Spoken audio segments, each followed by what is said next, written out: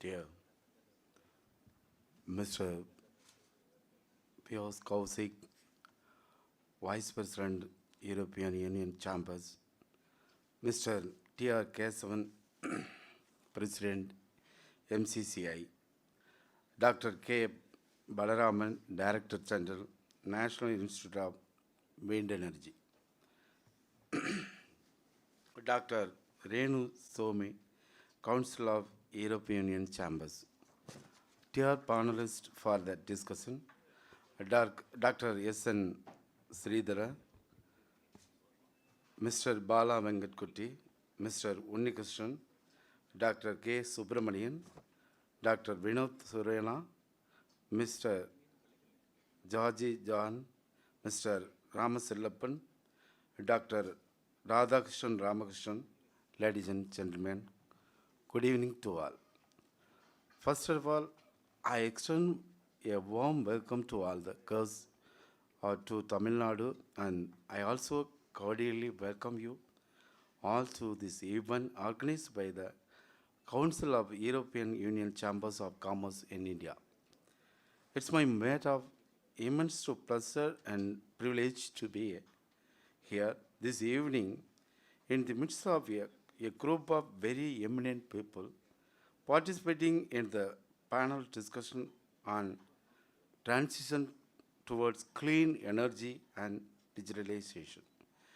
Being the Ministers for Environment and Climate Change of Government of Tamil Nadu, I would like to restrict my speech only to the issue of transition towards clean energy only. The steady development of renewable energy was driven above all by the aspiration for sustainable development by using sources of energy that are renewable and often infinite. We can elevate the impact of energy production and use on the environment. This can make us less dependent on fossil fuels, whose supply is finite by nature. Within the broad context of sustainable development, climate change is an issue for which renewable energies must play a key role. In front of this well-informed audience, I don't have to emphasize the urgency of tackling climate change. I trust that you are all well aware of the expected climate change impacts. Recent news about a disintegrating Arctic ice cap and the increased frequency of extreme weather events and associated damage have added to the sense of urgency. Also worrying are the latest measurements of the alarmingly rapid growth in atmosphere carbon dioxide concentrations. The Earth is experiencing unprecedented scale of extreme weather events, heat waves, floods, wildfires, and strong typhoons. It is a clear warning and message that we should act now to move into a low-carbon future. The state of Tamil Nadu is well known for its age-old culture and ethnicity in conserving the nature and managing the natural resources. It is also well-established fact that Tamil Nadu is adopting a sustainable development in coherence with nature. We have also pioneered new mechanisms to improve the energy sector. Tamil Nadu has been one of the early proponents of clean energy, and it is at the forefront of India clean energy transition.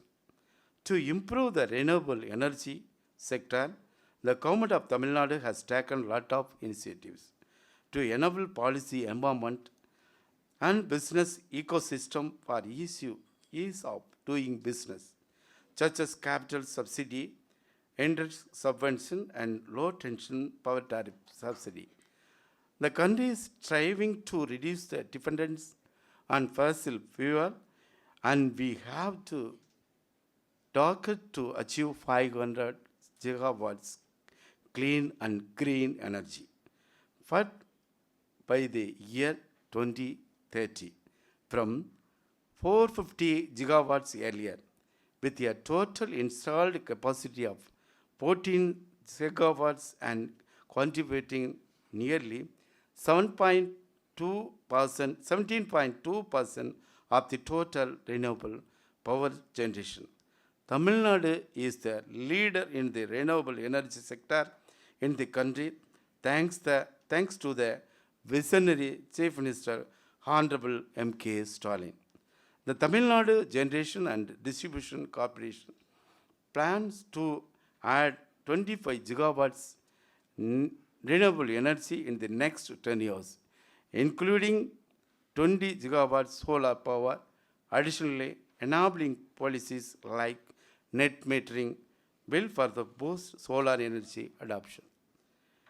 In total, the clean energy transition is expected to generate 10.3 million net new jobs around the world by 2030.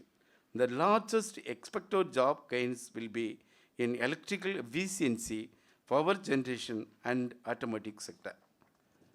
Combined with modernizing the grid, they make up 75% of the 13.3 million in new job gains expected. Recent G7 summit highlighted brilliantly India's track record in this area. A transition to clean energy is a huge economic opportunity. India is particularly well placed to become a global leader in renewable batteries and green hydrogen. Every single person in this audience has a role to play. All of you are working in industries and sectors which have the potential to help create a better future, not just for Tamil Nadu and India, but for the whole world. Achieving a future will not be easy. It will be straightforward. It will require great commitment from government, action across all of our society, and of course, all the expertise of the energy sector. But I firmly believe that it is possible, and my faith in that it is strengthened by seeing the passion at this event when a large and diverse country like ours displays such attitudes. It exceeds its potential to serve as an ideal role model of traversing green energy path for other developing economics to emulate.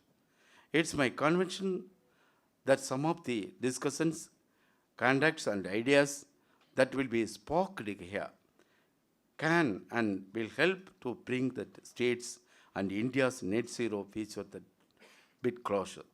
I thank the organizers of European Union Chamber of Commerce, Dr. Renu, for organizing such an event for eye-opening. Thank you to all.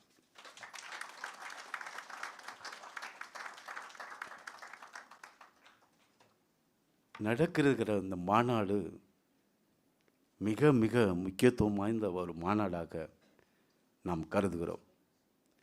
இன்னும் 10 ஆண்டுகளில் காலநிலை மாற்றத்தால் நாம் சந்திக்கக்கூடிய பேரழிவுகளிலிருந்து இந்த உலகத்தை, இந்த மனித சமுதாயத்தை மட்டுமல்ல ஒட்டுமொத்த இயற்கையை நாம் எப்படி பாதுகாக்கப் போகிறோம் என்கிற மிகப்பெரிய அச்சுறுத்தலோடு தான் இங்கே நாம் கூடியிருக்கிறோம்.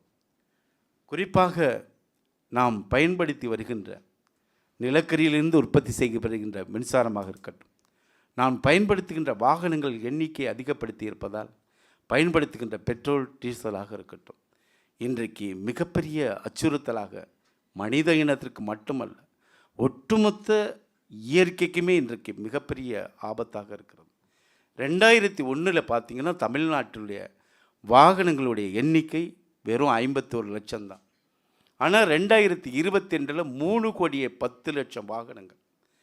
அதே நேரத்தில் இங்கே குறிப்பிட்டு சொன்னாங்க, சார் இலவச மின்சாரம் விவசாயிகள் கொடுக்கறது வர இலவச மின்சாரம் கொடுத்ததனால தான் முத்தமிழங்க தலைவர் கலைஞர் ஐயா அவர்கள் தமிழ்நாட்டில் இந்தியாவில் இருக்கின்ற மாநிலங்களில் தமிழ்நாட்டில் அதிகமாக உணவு உற்பத்தி செய்யப்படுகின்ற முதல் மாநிலம் என்கின்ற பெருமையை பெற்றிருக்கிறது என்பதை நான் தெரிவித்துக் கொள்கிறேன். அது தொடர்ந்து நம் விருதுகளை வாங்கி கொண்டிருக்கிறோம்.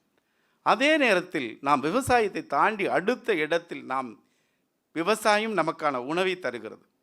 அதே நீங்கள் சொல்லிய கருத்துக்களையும் நான் உடன்படுகிறேன். ஆனால் நவீன தொழில்நுட்பத்தால் நாம் பயன்படுத்துகின்ற அந்த ஏசியாக இருக்கட்டும், பயன்படுத்துகின்ற அந்த டெக்னாலஜி எவ்வளோ மின்சாரத்தை நாம் எவ்வளோ விரயம் செய்கிறோம்.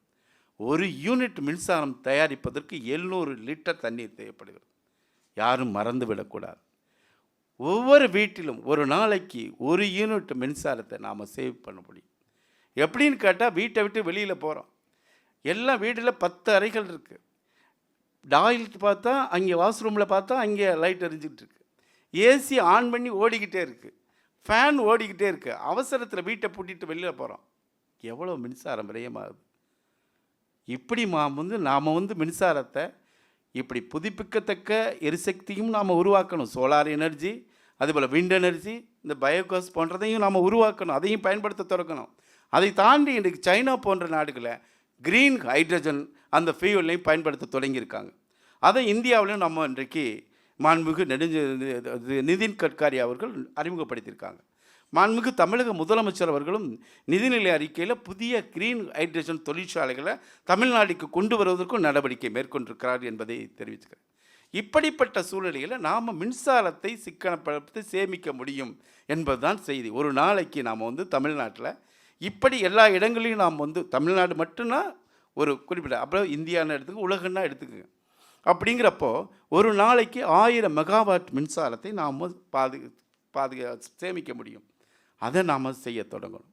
குறிப்பாக தமிழ்நாட்டில் பொறுத்த வரைக்கும் சென்னையினுடைய ஒட்டுமொத்த மின்சார பயன்பாடு 3000 மெகாவாட்ஸ்.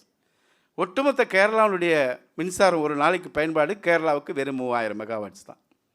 அப்படிங்கிற இந்த நிலைகளை கடந்து நாம் இந்த இயற்கையை பாதுகாப்பதற்கு நிறைய பணிகளை செய்ய வேண்டியிருக்கு. நான் இப்போது வேறு எங்கே வெளியிலலாம் போக வேண்டாம். 1076 கிலோமீட்டர் தமிழ்நாட்டில் கடற்கரை இருக்குது. இப்போ கடல் உள்வாங்கியே வந்திருக்கு. இப்போ நான் இப்போ தென்மேற்கு பருவமழை காரணமாக மேட்டூர் அதே மாதிரி காளிங்கராயன், பவானி, இப்படி வாய்க்கால்லேருந்து தண்ணீர் திறந்து விடப்பட்டது. கடைசியாக கடலில் கலக்கிற இடம் அது பார்த்தா மயிலாடுதுறை மாவட்டத்தில் கொள்ளிடம் கடற்கரையை கலக்கிறது. காவிரி கரை புரண்டால் கடக்கும் இடம் கொள்ளிடம் என்று சொல்லியிருக்கிறார்கள். அதில் மாண்புமிகு தமிழக முதலமைச்சர் இந்த 44வது செஸ் ஒலிம்பியாட் போட்டியை வெற்றிகரமாக நடத்தி, அதே சூழ்நிலையில் எனக்கும் அங்கே 2 நாள் 3 நாள் அங்கேயே நேரடியாக இதுக்கு தாண்டி நேராக அங்கே போய் பாருங்கன்னு சொல்லிட்டார் பொறுப்பு அமைச்சர். நான் மயிலாடுதுறை நாகப்பட்டினத்தில் அப்போ போய் பார்த்தா 2,25,000 கனஅடி தண்ணீர் கடந்து போகுது. அப்போது கடலில் போய் பார்த்து கடலில் உள்வாங்கவே தண்ணி இப்படி, அதாவது உபரி நீர் வெளியேற்றப்படுகின்ற உபரி நீர் கடலில் உள்வாங்க சிரமப்படுது. நினச்சி பாருங்கள் என்ன பாதிப்பு ஏற்படணும். இப்படி எங்கே தமிழ்நாட்டில் மழை கிடையாது, எங்கேயுமே எந்த மழைக்கான அறிகுறியும் கிடையாது. ஆனால் எங்கே ஏற்படுகின்ற அந்த மழையினுடைய அந்த தாக்கம் ஏற்படுத்துகின்ற உபரி நீரை வெளியேற்றுவதற்கு கடலிலே கொண்டு போய் அது கடல் உள்வாங்குவதற்கு கூட இன்றைக்கு இல்லாத சூழ்நிலை இயற்கை பாதிப்பு அடைந்திருக்கிறது என்பதை நான் தெரிவிச்சுக்கிறேன். அதுக்கு என்னங்க ஏங்க அப்படின்னு கேட்டேன். இன்றைக்கி அமாவாசையோ பௌர்ணமியன்னு சொன்னாங்க, இன்றைக்கி அப்படி தான் இருக்கும், அதுக்கப்புறம் 2 நாளில் உள்வாங்கிடும் அப்படின்னு சொன்னாங்க. இப்படியெல்லாம் நாம் இயற்கையால் இன்றைக்கு இயற்கையை நாம் சீரழித்திருக்கிறோம். இயற்கை எப்பொழுதும் இயற்கையாக தான் இருக்கிறது. இயற்கை ஒட்டுமொத்த மனித இனத்துக்கும் ஒரே இயற்கை தான். ஏதோ எங்கோ ஒரு இடத்தில் ஒரு இயற்கைக்கு பாதிப்பு என்றால் அடுத்து இன்னொரு இடத்துல பாதிப்பு கண்டிப்பாக நமக்கு ஏற்படும். சுனாமி பாதிப்பு ஏற்பட்டது அந்தமான்ல எங்கேயோ இதில் ஏற்பட்டது, ஆனால் பாதிக்கப்பட்டது தமிழ்நாட்டில்.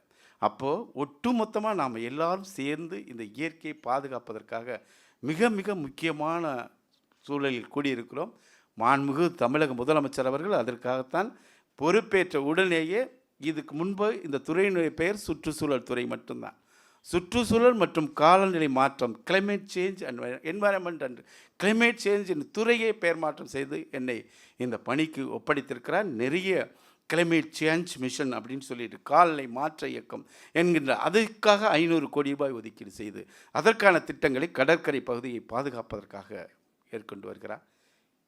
இது பயன்படுத்துத அதாவது தெர்மல் எலக்ட்ரிசிட்டியாக இருக்கட்டும், பெட்ரோல் டீசல் உடனே நிறுத்த முடியுமானா முடியாது. ஆனால் அதற்கு ஒரு மாற்று வழி இருக்குது. மரங்கள் அதிகமாக நாம் மரங்களை அதிகமாக நடவு செய்ய ஆரம்பிச்சிட்டோம்னா, வனமாக உருவாக்கிட்டோம்னா 22 கிலோ கார்பன் டை ஆக்சைடு ஒரு நாளைக்கு ஒரு மரம் உட்கொண்டு 20 கிலோ ஆக்சிஜனை தரக்கூடிய வல்லமை படைத்தது மரங்கள். எங்கே பசுமை சூழ்ந்த பகுதி இருக்கிறதோ அங்கே இயற்கை பாதுகாக்கப்படுகிறது. நீங்கள் என்னதான் இந்த கார்பன் டை ஆக்சைடு வெளியேற்றம் இருந்தாலும் அந்த இடத்தில் அந்த கார்பன் நியூட்ரல் என்கின்ற நிலையை கொண்டு வருகிறது. ஆகவே இப்போ புதுப்பிக்கத்தக்க எரிசக்தியும் நாம் உருவாக்க வேண்டும்.